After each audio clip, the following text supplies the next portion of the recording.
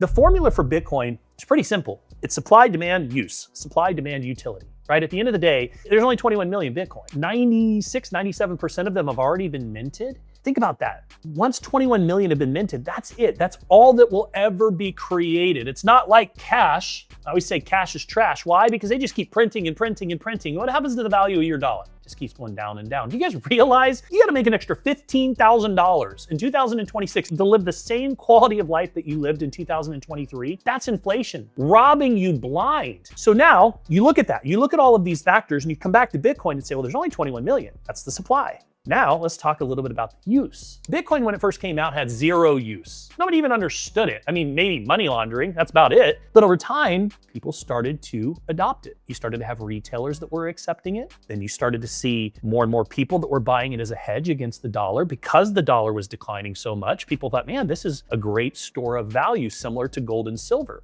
And then you started to see governments buying it. All of a sudden, they're buying it for their overall strategic reserves. All around the world, the conversation is how much Bitcoin that Venezuela has? How much Bitcoin does China have? Now we have use. You have a limited supply. It doesn't matter what the asset class is. Anytime that you have a scarce amount of the asset and the demand continues to grow, what happens to value? That leads us to where we are today. Things have cooled off. It's all part of the process. Gold and silver just cooled off too. Did anybody see gold and silver just came down as well, hit a new all-time high, euphoria, people were going crazy. I gotta go get gold, I gotta go get gold. And it calmed down. Markets move up and down. You have to learn to go with the ebb and flow of the markets. And you gotta learn how to relax.